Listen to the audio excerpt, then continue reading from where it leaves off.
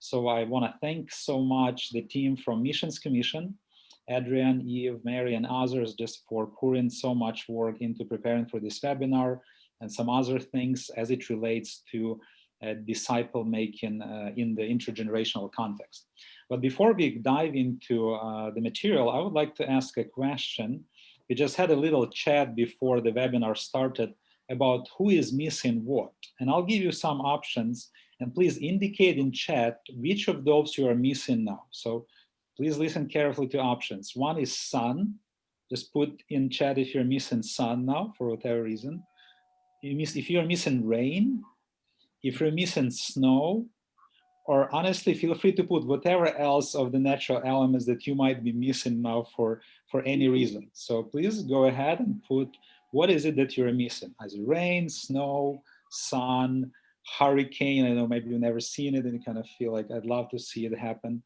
And I certainly don't miss snow. We just had our unexpected snow today, so I would put sun and desert, something like that. So thank you for responding. So, and I think the reality is that we always miss something, right?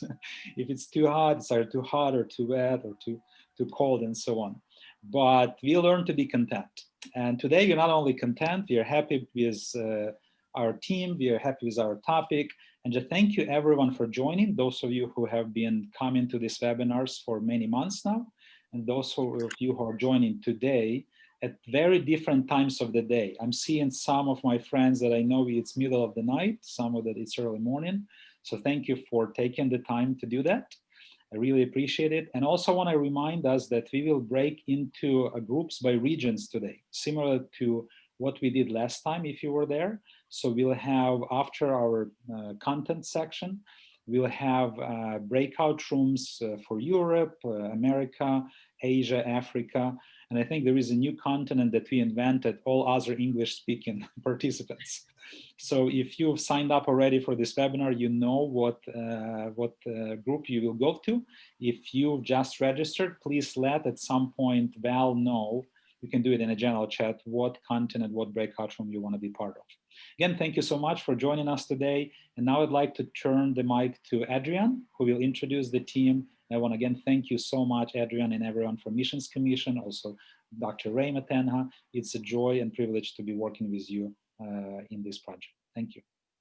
Thank you so much. Yeah, just from my side also welcome and thank you for the opportunity. Yeah, it is our pleasure today to just share a little bit with you just some of our thoughts on how we see and think intergenerational discipleship. And then with me on the team, we have Evi, and I'll allow her to just share a little bit more of herself later on, and then also Mary and Geordon that came in about a week ago. We said, Geordon, we need your help. You've got some stories that we feel we need to share. And Geordon, thank you for you as well in this last week, just helping us to add real value. So we don't have a lot of time, so I'm going to jump straight into it if it's okay with you. So let me just quickly get this all set up to share my screen. If you can all see that. Good.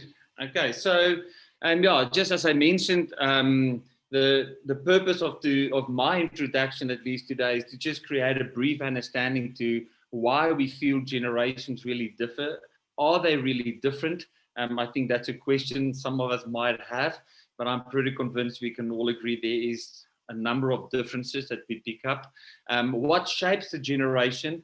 And also, do generations really matter to God? Is it something that He feels is important? And in the brief time that I have available, I just want to touch on some of this and share with us. But to start, I want to start by saying that I want to express a clear distinction between multi-generational and intergenerational. Currently, we have 4 to 5 generations in the workspace and in our organizations, which already make our organizations multi-generational. So we talk a lot about multi-generational. We experience differences from generations, where there's Generation Z, Generation X, the boomers, the industrials. There's all kinds of names to those generations. But we're not going to focus on any of that today. We're going to talk more about how do we get an environment that's intergenerational. So when we speak about intergenerational discipleship, is about understanding what it means when we talk intergenerational. So it's not just being multi-generational. Now, the important thing, or maybe one thing I want to touch on generations that I think is important for all of us to know, is that generations are not defined by age. Even though we do use age to categorize generations, generations are defined by behavior. And we will get into it a little bit later where we talk about when we identify, when we disciple, we want to see behavioral change and what are the roots for behavioral change. And obviously we'll get to that as we go on. So I just want to see why I can't do this now. No, I can't. Oh, no, sorry. So it's not about being multi-generational. We want to talk about intergenerational. Now, when we say intergenerational, it is not the representation, because representation refers to multi-generational, but it's about the integration part, being integrated and having effective communication strategies in place, having mutual collaboration that is taking place and common goals. Now, this is important to understand as a basis when we think generations and when we think intergenerational relationships or intergenerational discipleship. In a recent study that was done by Stink Alex, they've identified that 70% of the workers that they have did the survey on identified that expectations among generations is a key organizational challenge. So when we even talk discipleship, do we really understand what another generation is expecting when we talk discipleship? Do we have the same expectations when we speak about discipleship? Now, in explaining that a little bit, there was an article recently written by Matt Walls from the Message Wales. I don't know if you know of him, but he wrote an article on COVID-19 and the challenges of discipling young people. And I really found this article very insightful based on the practical steps that he gave. And again, even though he gave these practical steps specifically on how to reach out and connect and disciple younger people, I felt these are practical steps that are of value for all generations and not just for younger people. And I briefly want to just touch on the four of them that he mentioned. The first one is that he asked, we need to ask the generation what they want. Now, in that, I pull out a number of things. First of all, I pull out that we need to understand people, and we need to understand the people or the person that I'm reaching out to. It's all about building authentic relationships. It is not just about what I feel and think the individual needs to know or how they need to learn and get to know of it, but is how they would like to understand it and how they understand information coming this way or their way. The second one is measuring growth and not statistics. Often we turn to statistics and we see how many people we have reached out or how many sessions we might spend with the person that we are discipling, but it's not about the how many, it's more about the quality of time that we spend with that person or those people, the persons. And the fourth one or the third one is pray with them. Now, I want to pause quickly on this one because for me, it is not just about praying.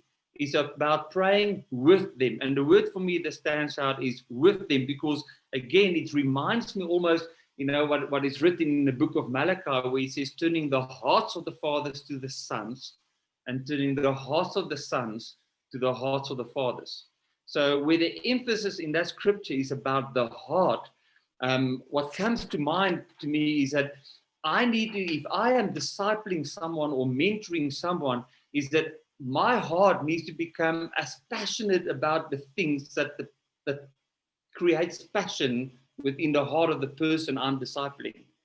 I need to get as excited about things as he or she gets excited about things and on the same things.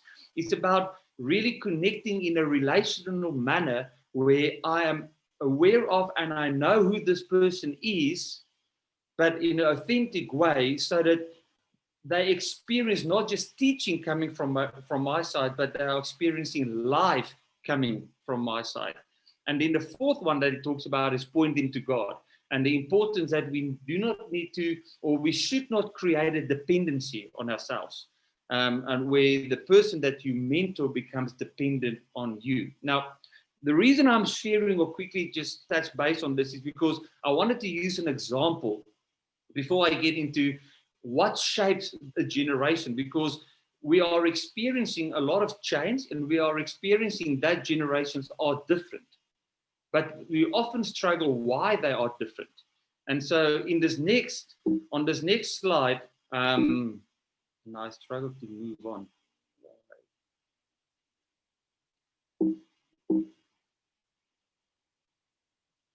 So, I think I skipped one day, but anyway, at the end of the day, as we are discipling people, our dream and desire is to see behavioral change.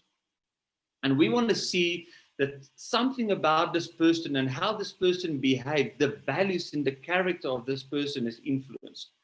But what we often miss is that behavior and values and character are shaped by our belief system and our worldview.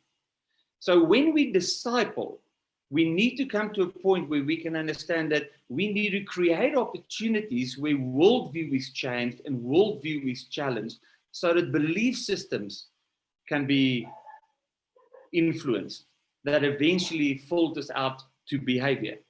And how do we create this behavior, or how do we create this worldview? And I want to share this just with two slides. The first one is that the formation of worldview is that the biggest or the most important time of shaping someone's worldview is within the first 20 years of a person's life. The older you get, obviously, the more difficult it becomes to shape and change worldview. But the first 20 years are the critical years, and you can even divide that first 2 years or the first 20 years into two other segments of the first 9 to 12 years is what we refer to as your foundational years, and then the remaining 9 to 20 years, 12 to 20 years is what we refer to as your formative years. Now, a lot of generational researchers are currently spending time in understanding how something like COVID is currently influencing the Generation Z behavior and influencing their worldview, because the majority of them are within their formative years at this moment. So bringing that back to discipleship, bringing that back to understanding where we are, when we think intergenerational discipleship, it is about understanding the worldview of the person that we are influencing or discipling. And it's a mutual thing. It's not just us discipling them, but it is also a return on them understanding us. So it's a true, authentic relationship that's important. It's understanding the experiences that they have gone through that help to shape their values, that help to shape their belief system, that eventually shape the behavior that we are seeing and experiencing. 4 key things that I just want to close on as into what shapes the worldview of individual. And we don't have time to go into detail in all of this, but when we talk to a lot of generational researchers, we often ask them what are the key elements that they are looking for and that they are studying when you look at a specific generation, and in understanding what the potential behavior could be. Then they usually talk about technology, the influence of technology, asking questions as into within that generation, what technology is old, what technology is new, how is technology applied, and how accessible is technology to them. When they talk about relationships, is their definition and understanding of what family is, the definition of what a relationship is. Within education, they look at what is taught, how is it taught, and how accessible is education to them. And then also big events. Now, the interesting thing about big events at this moment, obviously with COVID, is that COVID is not restricted to a specific region. It's a global thing. And that's something that a lot of the researchers are looking at and say, well, if COVID is this global impact, how is that shaping a generation with a common way of thinking and a common behavior that might flow from here on going forward? So that is the basis as into just understanding more or less, what shapes a generation, how's a generation defined, And as we were looking to some examples of models on how this is exercised and expressed through a discipleship process, I want to hand over to Evi, and then followed by Evi will be Mary, and then Geordon, that will eventually give us 3 key examples of or models of discipleship, discipling in an intergenerational way. I hope you guys can. Yes, thank you, Adriaan. Thank you very much. I'm very delighted to be sharing with you something what I've caught in here, which has really inspired me. And if you can go full screen, that would be good, Adriaan. Looking into intergenerational discipleship, I thought, what is one thing which I have taken away from Europe, which has really inspired me? I am working across Europe with various youth ministry organizations, and something which I found very unique were the ones who are still flourishing, growing, and very evangelistic in their endeavors are, for example, in Europe, Josiah Venture, Exodus, and also the Navigators. And what they do is fascinating to me, because it is about a model we use where we say, how do we take people from young people from unbelief and to maturity? What does it mean to disciple them intergenerationally, not just among their own, but also, of course, with the older generation? How does that journey look like? And what I found, one of the most successful models in Europe is that we talk about stages in discipleship. It's not like a ladder which you climb, but it's different stages in discipleship. Let me explain them to you. I'm just mentioning the one I'm referring to today is where we talk in 4 steps of win, build, equip, multiply. And I know that some of my friends in Josiah Venture also add a 5th one, just that you have heard, different stages in discipleship, and the way we phrase them or term them, it doesn't really make a big difference, but the content itself is very decisive here.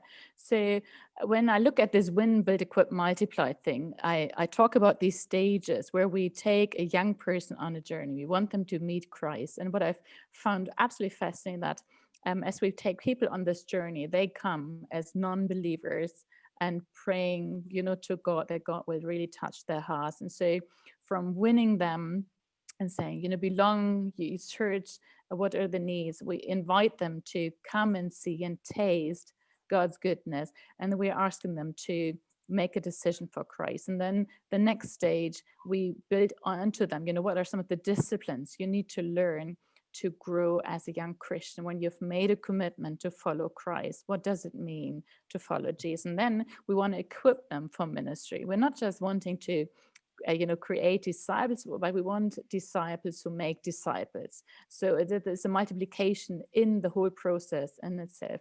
And then the equipping and the multiply. And if I just go through that in a few seconds here, that we take people on a journey. Actually, we take people even on mission trips, even though they have not had an encounter with Christ yet.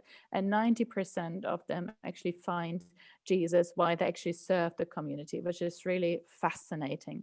And we, help them see what is it like to be within the family of God. And then the next step, which some, call exchange, or we call build, that we say, okay, now it's about, if you're a Christian, what does it mean for you to live? What are the priorities of a disciple? How does that affect your time management, the way you choose your career? And also trying to really teach them, it's about an opportunity that you put God first in your life. And then the next step of equipping them and saying, now you're young, maturing Christian. It's not just about you, but we would love you to make ministry part of your life, part of your lifestyle, and saying, what does it mean if you follow Jesus? And what I love about these 4 stages, where you then become a disciple maker, we're training the young ones to, again, be disciple makers and bring others to Christ. That is not just about them, but it's about reaching others. So this inner community of disciple makers. And in each of these stages, there is always some kind of outreach, which we use to equip them as they serve others. And we always have this intergenerational link, so that we always have senior leaders in there, walking the journey with them and saying, how can I serve you? How can I pray with you? How do I walk with you through your first failures? What does it mean to share Jesus with word and deed? In there, we see that it is actually taking people on that journey. And we often talk about these 4 chairs. And so when I see my young ones I work with, I look at them and I discuss with them, very openly, on which chair are you right now? I would love you to get you up to being a disciple maker, but which chair are you on? And how can I build a foundation with you, which is strong enough then for you to go into the next stage? And that has helped me very much to, maybe that's a European thinking, to classify where people are at in the journey, but we make a commitment to that young person saying, I'll mentor you through that stage that you will actually go. And because we realize that some churches are very strong on winning people, some are very strong on building the foundations, and very few are very strong on equipping and sending out people. So what can we do? How can our ministry with young ones not just be intergenerational, but also be multiplying in a sense, and also catering to all these 4? And so in that, I've realized that, for example, Josiah Venture, they have created a ministry map. So around these 4 stages in ministry, and it's one of the largest youth ministries in Europe in about 20 countries, very, very successful. But again, taking leaders on that journey, saying, I mentor you through the beginning stages of being a leader and a discipler, and then, getting on with that journey. And so I think what I've realized that with lots of our European ministries, that we are very good in just building foundations. Like on the level 2, we are fantastic. Hardly any of us really do everything to engage with the young generation and see what is the culture, how do they live? And then also saying, what level do we need to now focus on? And where do we need to bring our young people to? And maybe also the question, do sometimes we need to even readjust and refocus our ministry? So over to Mary sharing another model. Thanks so much, Evi. Maybe, let's see. I think it's there we go, great. This is so fascinating to be able to, can you hear me? Okay. It's so fascinating to be able to hear different models from different parts of the world. The model that I want to talk to you about is something that I started seeing through dissertation research I did. I was looking at missional 20-somethings and what was helping and hindering them from integrating into faith communities and churches after they graduated from university. And in this model, a lot of times we think about mentorship, and we think of it in terms of a one-on-one mentor.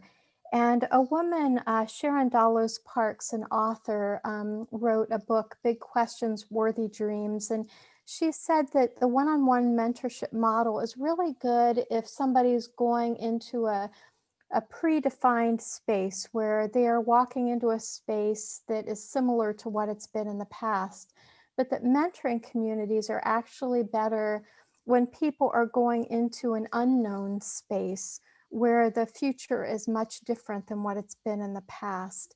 And so the interesting thing with mentoring communities to me is they're scalable. So you could have a mentoring community if you're a really small church, or you could have, it could scale and become a very large ministry with many staff people. So it's not dependent on a lot of resources, but it can grow as there are more resources. A mentoring community can also and should be content driven. So the types of questions come from the context driven, come from the context. So there are different types of questions that young adults and emerging adults have in different parts of the world. And it can also be used by many different types of ministries, churches, parachurch, campus ministries, seminaries. The idea of a mentoring community is that it's framed by very big questions, and I'll give a couple of examples in just a few minutes. but it's also framed by very honest dialogue.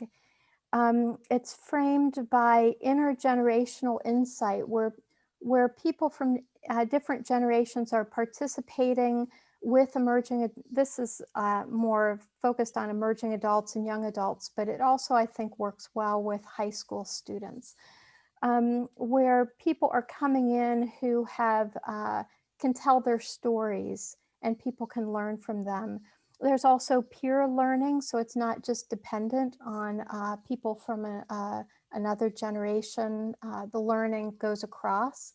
And it's also reflecting on experiences. And sometimes the mentoring community actually creates new experiences, like what Evi just talked about.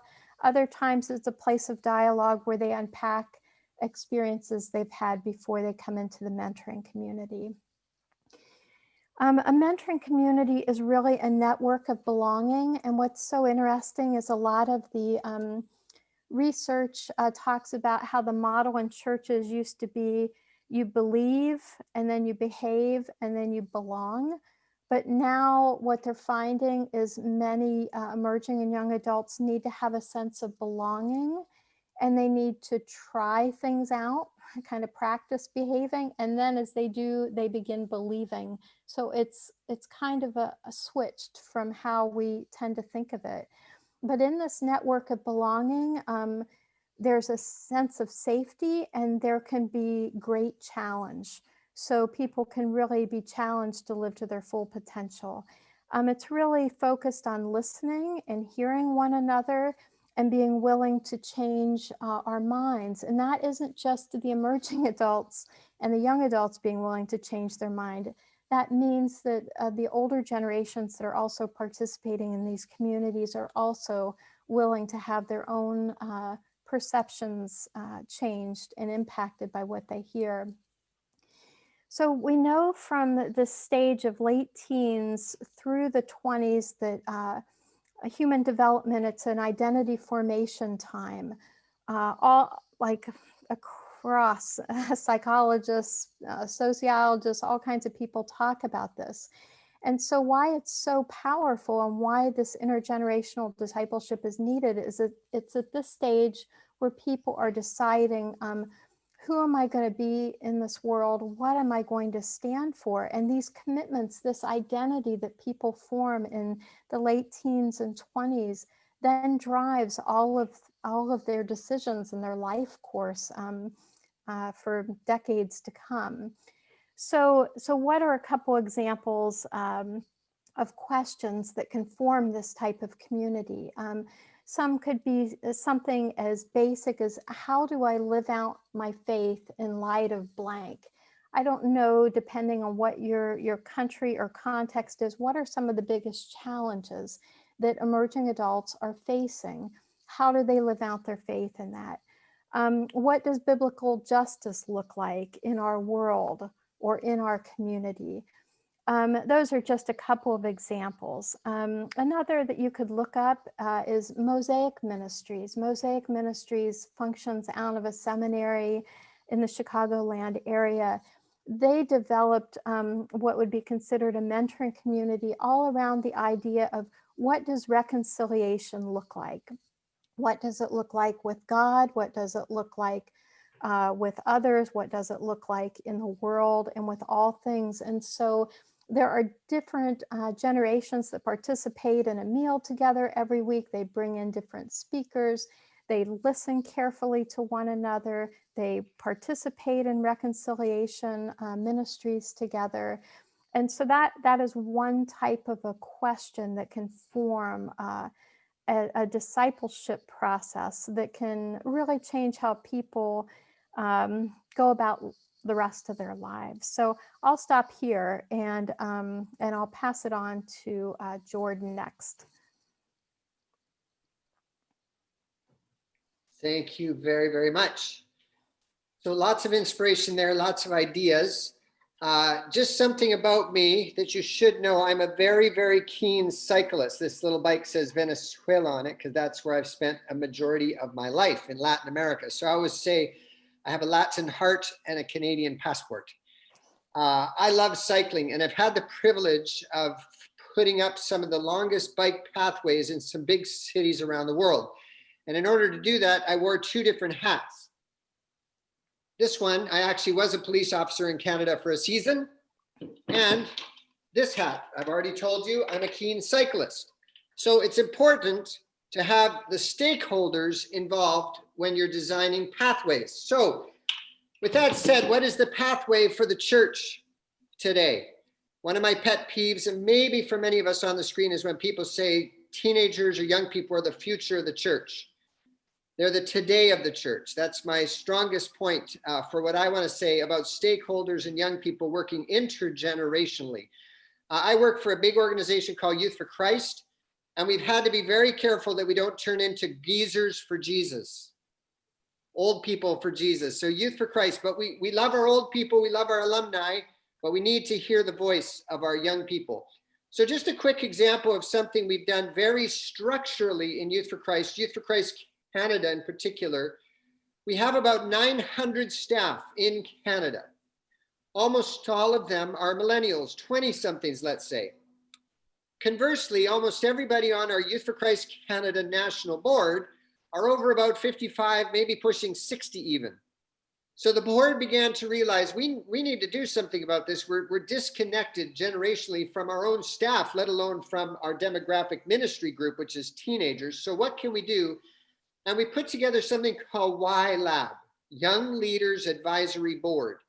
And I love this concept because what we did with WEA is we institutionally, constitutionally entrenched it right into our ministry. So what happens is the young staff who are under 35 choose 8 or 9 people that form part of this WEA, and the chair of that WEA is by title on the national board constitutionally. So I love that structurally we've embedded an intergenerational piece so that we hear each other's voice and so that we take advantage of each other's gifts and powers and energies and wisdom and longevity and all those pieces coming together. Just shortly after we put together WEA, of course, me being who I am, some of you know me fairly well, is I said, well, that's great, you've got millennials on there. What about T-Lab, the Teenagers Leaders Advisory Board? So I have teenagers in my own house. I have 2 daughters here living with us in the Middle East. I live in Abu Dhabi. My daughters are 16 and 17. And during this COVID crisis, those 2 young ladies, those 2 women have blessed our hearts. They have ministered to us. They have worshiped with us. They have helped us move the mission forward because they're an integral part of our team. So think about this for a minute biblically. Some of the greatest heroes of Scripture are teenagers. Think of Mary, the mother of Jesus. Think of David, the giant slayer. Think of Daniel, the king's advisor. Think of Shadrach, Meshach, and Abednego. Do we or do we not believe that those same teenagers are here today? Why would we think that God only works through the teenagers in the Old Testament? God is still working through the teenagers today. And I believe that during this COVID season, the teenagers are like the 4 friends of the paralytic. The teenagers are carrying their friends to the church. Thankfully, this sounds strange, but thankfully COVID has taken the roof off the church and exposed who we are to the world. The world is engaging with the church in ways they've never done before because they can go online. In this part of the world where I live, you can imagine the engagement that's happening here because it's safe now. I don't have to show up at church. I can just go online. And more teenagers are bringing their friends to Jesus digitally and showing up and introducing him to their friends. And this is a wonderful season. So I love that intergenerational vision, and I believe it's biblical. There's lots of generational talk in Scripture, the blessings.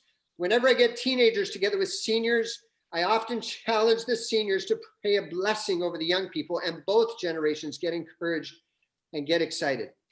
So the influence, the entrustment, the empowerment of young people has to happen best, as Mary just said, in community, cross-generationally. So these are exciting days to bring all the stakeholders together as we forge a pathway for the church. So be encouraged. Thank you. Thank you very much, Geordon. Thank you, Evi, Adriaan, and Mary. Really appreciate you sharing out your models, and you can clap on Skype, not on Skype, on Zoom icon. And now we're gonna go into our breakout rooms. We'll have 15 minutes for the conversation in a group. And I know that the groups are going to be uneven. Some groups are small, some groups are larger. So we apologize that some of us may get more time individually, some less. But we do encourage you to have a robust conversation, and then we'll convene in 15 minutes, not 20 minutes as it says. You know how they say, don't believe everything you see on the internet. So that's one of those things. It's 15 minutes, not 20. And then after the conversation, we'll come back and we'll share some of the highlights from these conversations. So now it's back to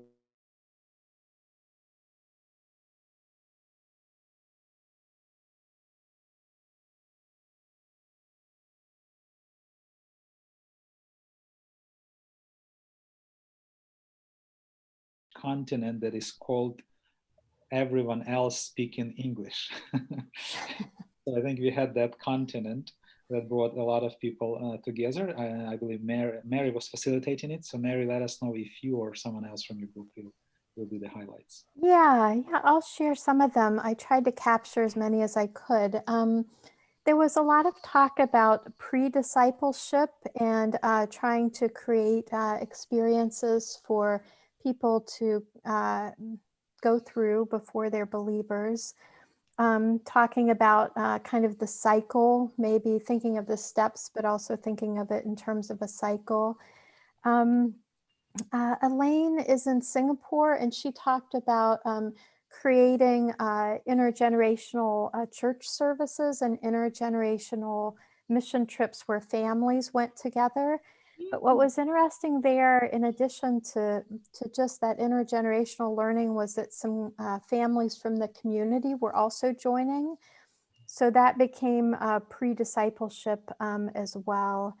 And then Philip talked about in Indonesia with CBN that they're doing a lot of work with social media and really trying to be attuned to how this generation communicates differently and how to adapt discipleship accordingly.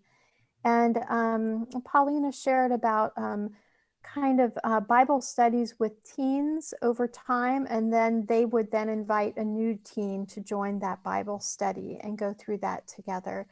I don't think I caught everything, but those were some of the things that that I tried to capture for you. Great. Thank you very much, Mary. And let's now go to Asia. Although it looks like the previous group has caught quite a few people from Asia, but we did have a separate group just for Asia.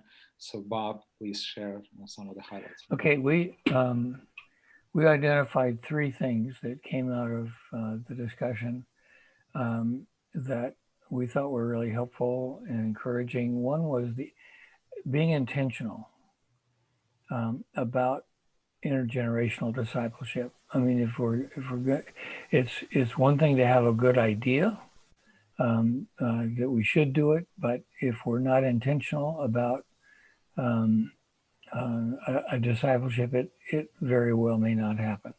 Second thing was talked into what Mary talked about in pre-discipleship, and we talked about it in terms of belonging, and so that comes into the area of bringing somebody into a group. They don't need to be a believer, but they need to want to be willing to be a part of the group. And as they're a part of the group and they belong, then they can be led from being a part of the group into a more discipleship, into discipleship. The third thing was the importance of worldview, and how do we help the people that are in intergenerational discipleship groups form a worldview that is biblical, and we didn't get into how that happens as much, though we did comment on the fact that when you're in a group and you like the group, you're a part of the group, you feel you belong to that group, it's easier, or it is a roadmap for changing worldview from what our worldview was before we are part of the group into the worldview that is held by the group that we are a part of and that we belong to. Thank you. Thank you, Bob. And let's go to Africa now. Adriaan. Thank you. Yeah, we also identified basically 3 key things. The one is that although there's a general agreement on the models that were shared, and there was also the sense that we need to understand that whichever model we use needs to be relevant to the people that we disciple. So bringing back that point of know the people, know your community, know the people that you are connected to. And then specifically in an African context, is to see discipleship more founded within the family context, but then expressed in the community context. And so the importance of having families being discipled, and not just individuals, but entire families. And then the third one is that, and it was mentioned also previously, is that discipleship is not to be limited to believers only. There's a process of before, during, and sending. Walking with them to know Christ, walking with them to grow in Christ, and then also walking with them in living Christ to the community. So 3 key things that really stood out for us towards intergenerational discipleship.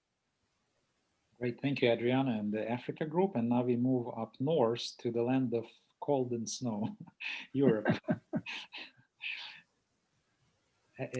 Yeah, I had the privilege of having a private chat with Ruslan because we were the only 2 Europeans today. All good. But it was great. I really enjoyed it. And we also have 3 things to bring to the table, and they overlap with what some of you have already shared.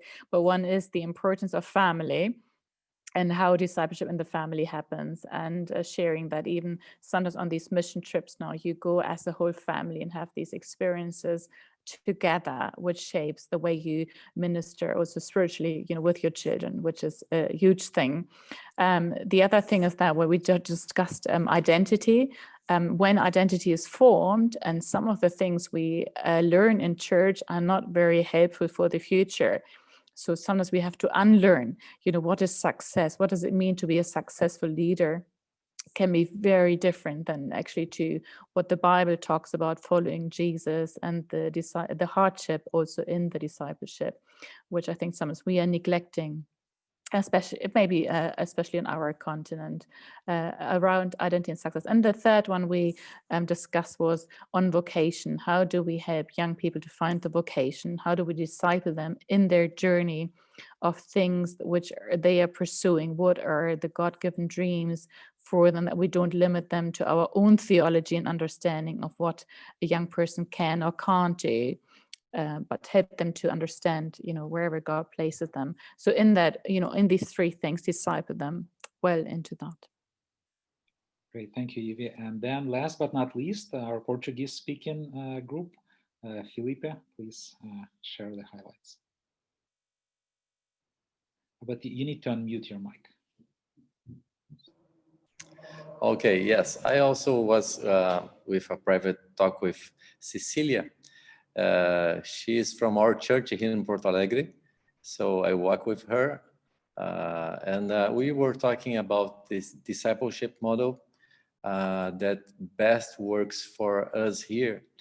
I would say that she was saying that the one-on-one basis discipleship is the one that makes very good impact on people. We have lots of churches in Brazil that only wants to preach the gospel in the internet or in meetings at the temple, and we see a lot of people going around. They don't know what they should obey or what they should seek. They are like lost people. They change from church to church. And so we think that if we want to influence people, and especially young people, we must understand their background, their worldview, and walk with them. As Gordon was telling, I also like to go cycling. And if I want to influence people to go biking, I must bike with them. I must share the same problems with them. I must change tires with them. So if I want to preach the gospel only talking, I cannot influence them to change their lives. So I must walk the walk, not only talk the talk. Thank you. Thank you, Felipe, for sharing. And now back to Adriaan, who will wrap us up for today. Yeah, thank you so much. Yeah, I think just from our side, again, we want to say thank you to everybody. Thank you for the opportunity. I think what's really exciting, that listening to all the feedback that came in, and alone now I've missed something here.